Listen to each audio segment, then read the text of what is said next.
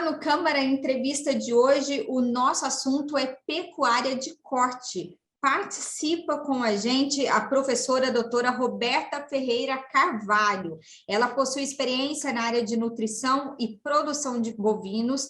Atualmente é professora adjunta do curso de Medicina Veterinária no Centro Universitário UNA, campus Pouso Alegre. É doutora em nutrição e produção animal pela Faculdade de Medicina Veterinária e Zootecnia da Universidade de São Paulo. É colaboradora no Laboratório de Nutrição de Ruminantes na Texas Tech University durante o seu doutorado. É mestre em produção e qualidade animal pela Faculdade de Zootecnia e Engenharia de Alimentos da Universidade de São Paulo e médica veterinária pela Pontifícia Universidade Católica de Minas Gerais, campus Poços de Caldas. Olá, professora, seja muito bem-vinda. Olá, Karine, muito obrigada. Sempre um prazer estar aqui. Bom, professora Roberta, quais são os principais pontos que o produtor deve atentar para aumentar a sua produtividade? Então, é interessante a gente falar, né, nesses pontos, Karine, porque a gente não consegue melhorar, né, a produtividade trabalhando somente um aspecto, né, no sistema produtivo, né? Então, são conjuntos de ações, né, que o produtor ele deve se atentar e procurar melhorar, né? E que aspectos seriam esses, né? Que pontos, né, a gente deve trabalhar e melhorar? Primeiro, a gente pode começar citando a genética, tá certo? A gente não consegue ser produtivo, né, se o nosso animal não tiver uma genética que consiga, né, expressar o que a gente deseja. Então, primeiro ponto, a gente precisa trabalhar o melhoramento genético dos nossos animais. A gente tem anos, né, de pesquisa e melhoramento sendo desenvolvido, né, para gado de corte, para gado de leite, e a gente tem várias centrais que oferecem aí, né, catálogos com os seus animais, para que a gente consiga acessar os melhores animais para trazer as características que a gente deseja para dentro de cada propriedade, tá certo? Então, a gente deve buscar nesses catálogos, né, disponíveis aí pelas centrais, o animal que vai melhor, né, encaixar dentro do meu sistema produtivo, dentro da minha propriedade, tá certo? Então, qual a melhor raça eu devo pensar, tá certo? Qual os aspectos, né, que eu desejo, né? Precocidade, ganho de peso, conversão alimentar, né? Então, a gente tem uma gama de fatores aí que a gente busca e deve se atentar. Lembrando que esses catálogos, né, esses animais, eles têm essas características provadas, né? Então, a gente tem um ganho muito melhor utilizando esses reprodutores do que comprando, às vezes, muitas vezes, animais de vizinhos que a gente não sabe, né? A procedência genética, o ganho genético. Então, o primeiro ponto é a gente trabalhar aí com animais provados, com animais conhecidos, tá certo? Um segundo ponto que a gente não pode deixar de falar é da alimentação, tá? A alimentação é o combustível para o animal, né? A gente está falando de gado de corte, a gente quer carne, né? Não tem como o animal ele produzir carne se ele não ingerir, né, um bom combustível, uma boa alimentação para transformar esse alimento aí no seu produto final, que é a carne, tá?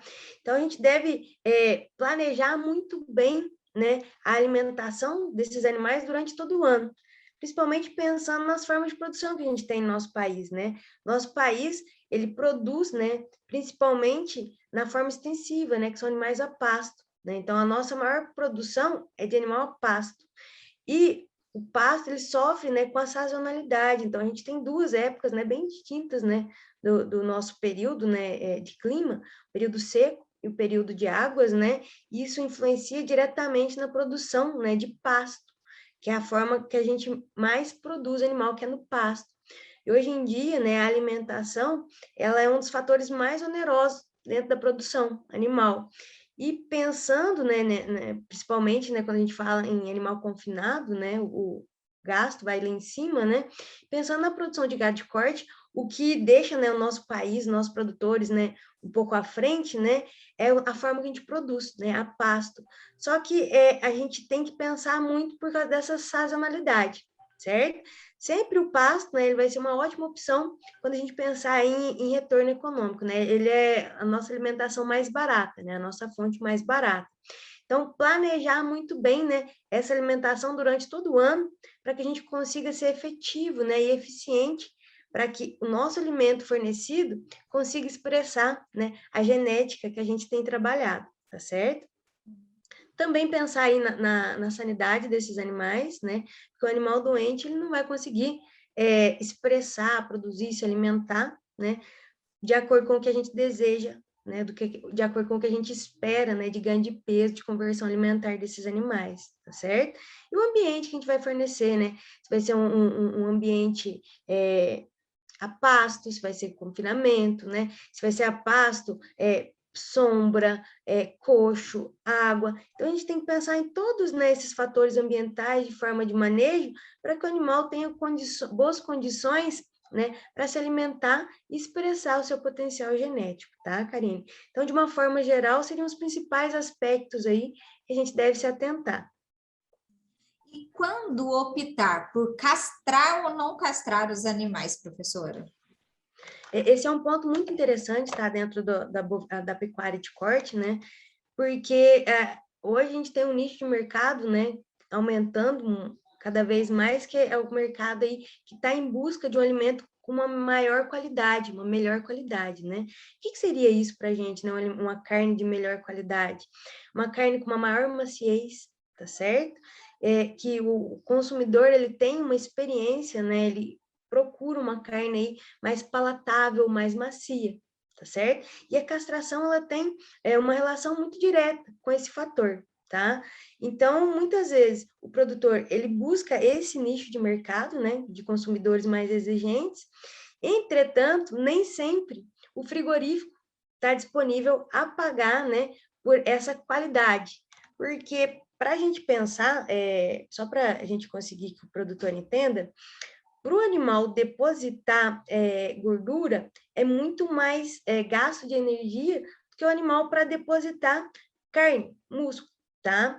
Quando a gente mantém o animal sem castrar, a gente tem o funcionamento de um hormônio que a gente chama de testosterona, tá? Um hormônio masculino. Este hormônio, no animal não castrado, né, que a gente chama aí rotineiramente do animal inteiro, ele trabalha muito para se produzir muita carne, tá? Ele ajuda nessa deposição de carne. Quando a gente castra esse animal, a gente tem já uma inversão, a gente muda, a gente passa a depositar mais tecido gorduroso, mais gordura, tá? É essa gordura que dá muitas vezes o aspecto aí pra gente aí de palatabilidade, né? Uma carne mais suculenta, né? Uma carne mais palatável. Então, a gente tem que trabalhar aí, muitas vezes, de acordo com o que o nosso frigorífico que a gente vende, né? Ele paga. Então, por que eu estou levantando, né, esse ponto? Porque se a gente for pensar em animal não castrado, ele vai conseguir depositar muito mais carne, que é interessante para o produtor, que o animal ele vai ter uma maior peso ao abate, né? Ele pode ter aí um maior rendimento de carcaça, que é o que interessa para ele, que é como ele é pago, né? É o peso do animal. Entretanto, se o abatedouro não faz essa bonificação por qualidade de carne, a gente aconselha o produtor a não castrar, tá? Pensando em ganho de carne, tá? Em deposição de carne. Mas se o nosso frigorífico ele já trabalha aí com uma bonificação, né, por qualidade de carne, aí seria interessante, né, avaliar essa bonificação. Por quê? Uma carne, né, de um animal castrado, como eu disse, ela já vai ter uma maior deposição de gordura. E essa deposição, né, ela traz a sensação de uma carne aí mais suculenta, né, a palatabilidade dela é melhor, tá certo? Muitas vezes, né, a castração, ela fica aí, o produtor também pensa, né, nessa parte de retorno econômico, né, que é o principal fator para ele, e também produzir uma carne de melhor qualidade, só que aí ele fica, né, naquela gangorra, produzir mais ou com uma melhor qualidade. Isso vai depender muito de acordo com o frigorífico, né, que a gente vai estar trabalhando, tá? Então, é relativo. Aí você tem que ver qual frigorífico, qual a bonificação aí se compensa, tá? Não estou levando em consideração a parte de manejo, né? Que animais castrados, né, vão ser aí, vão ter um temperamento aí mais fácil para a gente manejar no dia a dia, né? Então, sem tirar essa questão também. Só falando, levando em consideração aí a parte, né, rentável, né, da produção, tá certo? Então, se pagar, se tiver uma boa bonificação, a gente recomenda a castração, tá certo? Se não tiver, a gente não recomenda pelo ganho, né, que a testosterona aí, ela proporciona para o animal inteiro, tá joia? O que é taxa de lotação e como ela impacta no desempenho do rebanho? Ah, muito interessante essa pergunta, né? Porque muitas vezes, né, a gente tem falado aqui que a maior forma da gente produzir, né, é a pasto, e muitas vezes o produtor não sabe a quantidade, né, de animal que ele pode colocar em determinada área, né, da sua propriedade, né, no seu pasto. Então, determinar, né, o que seria essa taxa de lotação, entender o que é isso, é muito importante para a atividade, porque ela tem um impacto direto no desempenho desses animais, né? O que seria essa taxa de lotação, tá? A taxa de lotação, ela nada mais é que a relação entre o número, né, a quantidade de animais e a área ocupada por esses animais, né, durante o período, tá certo? Essa taxa de lotação para a gente, ela é um indicador, né, que facilita o manejo aí, né, correto do pasto, tá certo? Ela nos permite aí estimar uma quantidade de animais de acordo com a área que a gente tem disponível, tá? Para que não aconteça subpastejo ou superpastejo, tá? Eu até separei uma imagem aqui, Karine, não sei se eu posso compartilhar aqui com você para mostrar para o pessoal. Então, a nossa taxa, né, de lotação é essa relação na quantidade de animais que a gente tem por área, né? Por que a gente deve conhecer essa taxa de lotação e entender ela? Porque o produtor ele sempre vai buscar uma maior produtividade. Aí a gente tem dois aspectos. Eu vou procurar um maior ganho por animal, ou eu posso também ter um maior ganho aí por área, o que é muito interessante para o produtor, tá? Então, ele não precisa, né, escolher se ele vai escolher o maior ganho por animal ou ganho por hectare. Ele pode ter uma média desses valores, tá? O que significa isso? O maior ganho por animal é inserir, né, dentro dessa área uma menor quantidade de animal, aonde o animal ele tenha mais espaço disponível para ele. Então, eu facilito que esse animal ele consuma uma quantidade maior de pasto e tenha um ganho maior por animal, por cada animal, tá? Mas, quando a gente pensa em produção, o produtor ele sempre quer melhorar a sua produtividade, né? Ele quer colocar mais animais, né? Ele quer ter um retorno maior. Então, a gente pensa em ganho por hectare, tá? É ganho por área. Quanto mais animal eu inserir numa área, menor vai ser o ganho do animal, que é esta linha, tá certo? Então, o que a gente tem que pensar?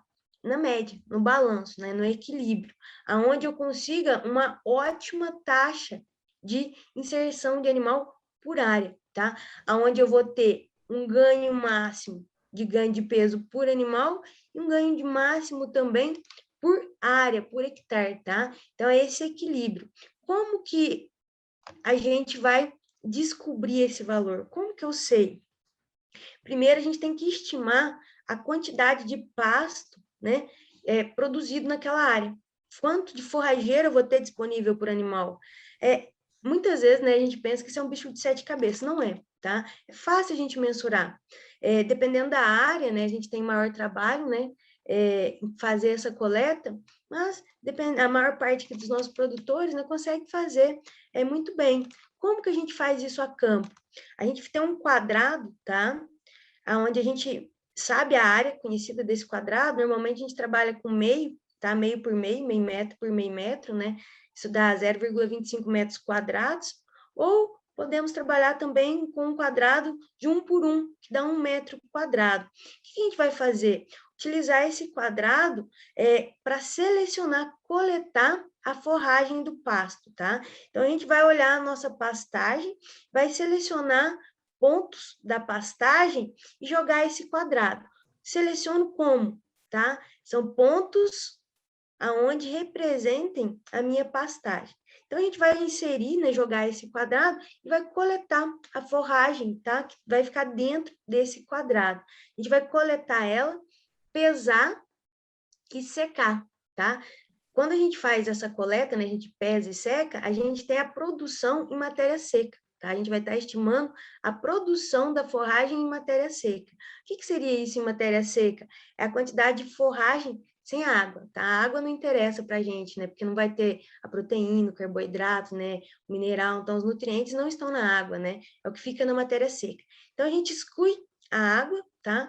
que é através de uma análise que a gente chama de matéria seca, né? Muitos produtores fazem em casa com a utilização de micro-ondas, ou até com a air fryer, né? Hoje em dia a gente consegue fazer. Então, é uma análise muito prática, muito simples, tem muito aí na internet, né? Vídeo também explicando, muito fácil de se fazer e rápido, tá? Então, após essa coleta dos pontos aí que representem a nossa pastagem, a gente vai pesar e a gente, dependendo da área que a gente utilizou do quadrado, vou dar o exemplo aqui do 1 por 1, que é mais fácil, né? Então, a gente vai ter a quantidade de produzida daquela forragem, tá? Em peso, já seca, em matéria seca, em 1 metro quadrado, tá? Então, eu multiplico por 1 hectare, que são 10 mil metros quadrados. Então, eu vou ter a noção, tá? Eu vou estimar a quantidade de forrageira produzida em 1 hectare, certo? Então, eu consigo fazer isso na minha propriedade. E é muito importante o produtor fazer isso para que ele não coloque animal de mais e nem animal de menos, porque a partir da quantidade de forrageira que o meu pasto produz, eu consigo calcular a quantidade de animal que ele suporta, né? Porque o animal ele tem uma exigência, né, de consumo de matéria seca. A gente põe em torno de 2,5% do seu peso vivo, né? Então, a gente pensando num animal de 450 quilos, né, vai variar em torno de 11 quilos de matéria seca, seu consumo diário. Então, eu tenho a produção do pasto e eu tenho tanto que o meu animal consegue comer. Então, aí eu consigo estimar, né, a capacidade de suporte desse pasto e saber a sua taxa de lotação. Para que a gente consiga, né, chegar naquele ponto máximo que a gente viu no gráfico, né, de máximo de produção por área e por animal, tá? Então, ela implica diretamente, né, na produtividade, né, o impacto dela é direto, né, na produção animal, porque a gente vai saber o desempenho do nosso rebanho de acordo com a oferta, né, dessa forrageira, tá? Eu expliquei bem simples, né, essa forma aí da gente estimar a produção de pasto, tá? Mas a gente tem que levar considerações aí no cálculo, mas algumas variáveis, tá? Como a perda por pisoteamento, né? A efetividade realmente que o animal vai comer. Então, a gente tem umas porcentagens, né? Essa perda a gente considera em torno de 30%, né? O que o animal vai consumir em torno de 50%. Então, são fatores que a gente também insere no cálculo, tá? Mas não são cálculos difíceis, o próprio produtor aí, né, consegue fazer, tá? Então, são ferramentas que a gente consegue utilizar e que ajuda muito o produtor a utilizar da melhor forma mais eficiente, né? Forma mais eficiente a área disponível para a quantidade de animal aí que ele consegue colocar, tá certo? Uhum. Agora, levando em consideração que a maior parte dos bovinos são produzidos a pasto e que a pastagem sofre variação ao longo do ano, você pode comentar para a gente sobre a estratégia de suplementação? Claro, com certeza. É o que a gente tinha falado, né? A pastagem, né, é a principal fonte de alimentação aí para bovino de corte, né? A gente tem outros sistemas de produção, né? Como o sistema intensivo, né? A pasto ou o sistema intensivo em confinamento, onde a gente tem estratégias alimentares diferentes, né? Mas pensando na forma que a gente mais produz, né? Que é o sistema extensivo a pasto, o produtor, ele sofre muito com essa sazonalidade, né? O que seria isso, né? É aquele período seco que eu falei, né? Então, a gente tem esse período seco bem definido, né? Que é entre maio e outubro, onde não chove, né? E tem pouca oferta de luz, né? Então, a produção, né, dessa pastagem, ela fica diminuída. Então, a gente tem uma oferta de pastagem reduzida nessa época do ano, tá? Então, a gente indica muito essa estratégia de suplementação, principalmente nessa época do ano, tá? Então, a gente tem algumas estratégias de suplementação para manter o peso, né? Para o animal não perder, porque normalmente a gente tem o efeito, né? Quando não há essa suplementação do boi sanfona, né? O pessoal fala, o que seria esse boi sanfona? Ele ganha peso na água e perde na seca. Ganha peso na água e perde na seca. O que isso acontece? Demora muito tempo para esse animal ficar pronto, para ele ir para abate, né? Isso não é interessante para o produtor, né? Quanto mais rápido o giro do animal, melhor para o produtor. Então, fazer essas estratégias de suplementação, né? Tanto a pasto, né? Aí para o animal na época das águas e principalmente na época da seca, encurta esse tempo, tá? Então, a gente tem estratégias de suplementação somente com mineral, né? Que no meu ponto de vista, muitas vezes não é interessante, tá? Porque não traz um retorno econômico para o produtor, mas ela ajuda a não perder peso, né? O animal não perder peso, pelo menos ela encurta esse tempo. A gente tem uma outra estratégia também, que é a suplementação aí, né, do mineral proteinado, né, onde muitas vezes a gente utiliza a ureia, né, que é uma fonte de nitrogênio não proteico, que já ajuda o animal a ganhar um pouquinho, né, nessa época da seca, né, que é onde o animal ele sofre mais, né, com essa menor oferta de alimento. E a gente também tem as misturas múltiplas, né, onde a gente, além, né, dos minerais, né, do nitrogênio não proteico, a gente tem fontes, né, de proteína verdadeira, né, que são os farelados, principalmente a soja, e pouco aí também de alimentos energéticos. Então, a gente consegue, através dessa ferramenta, né, da suplementação, suprir o que o pasto nessa época do ano não consegue. No inverno, né, nessa época da seca, né, para a gente aqui é o inverno, né, diminui, né, essa temperatura, a oferta de água, muitas vezes, né, a gente tem o quê? A diminuição da qualidade dessa forrageira, tá? Então, a forrageira, né, o pasto, ele diminui muito a quantidade de proteína bruta. Essa é a principal deficiência, né? Além de diminuir a quantidade, a gente tem uma queda muito grande na qualidade, né, dessa pastagem.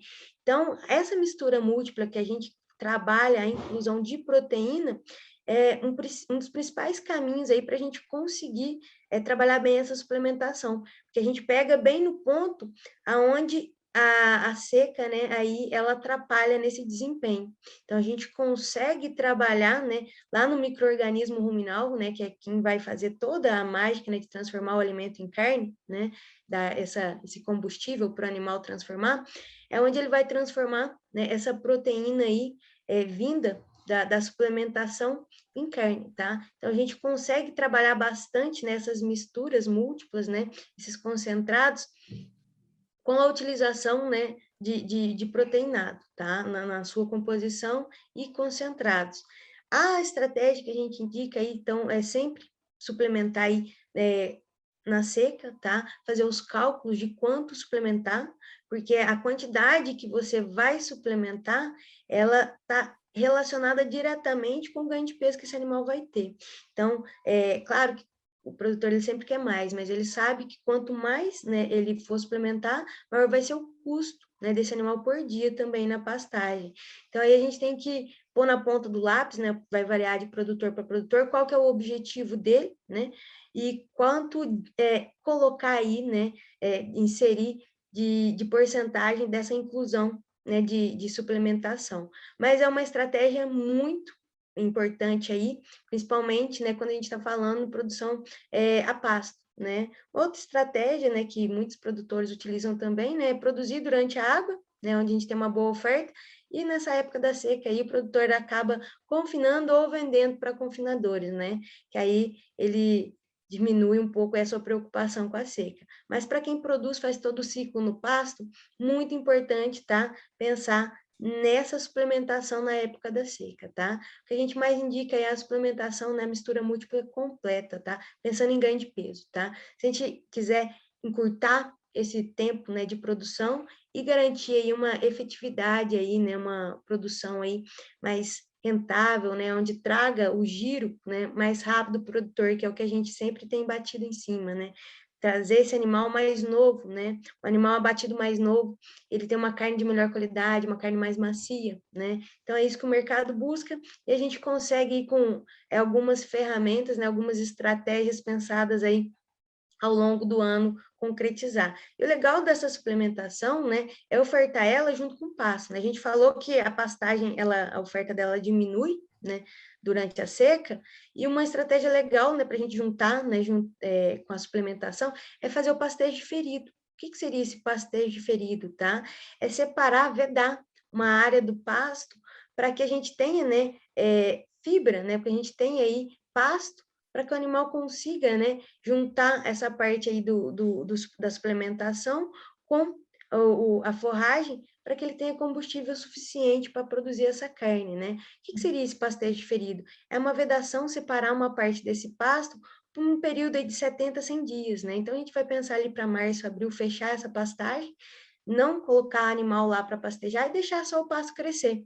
Nessa época da seca, abrir né, para que esses animais venham para esse pasto, né, muitas vezes a gente chama também de feno em pé, né, que ali vai ter, né, essa parte aí da forrageira, né, não com boa qualidade, mas a parte da fibra vai estar presente. E a suplementação, juntando com essa parte da fibra, é o suficiente aí para a gente ter um bom ganho de peso aí, né, uma boa conversão alimentar desses animais durante esse período que é mais crítico para o produtor aí, que produz só no pasto, tá certo? Tá certo, professora Roberta, a gente agradece a sua participação aqui na TV Câmara mais uma vez. Obrigada, eu que agradeço, Karine. Lembrando que hoje a gente conversou com a doutora Roberta, professora doutora Roberta Ferreira de Carvalho. Lembrando também que esse programa é uma parceria entre a Câmara Municipal de Pouso Alegre e a UNA Pouso Alegre, para levar informações para você, produtor rural, aqui pela TV Câmara e também pela Rádio Legislativa FM. Obrigada pela companhia e até a próxima.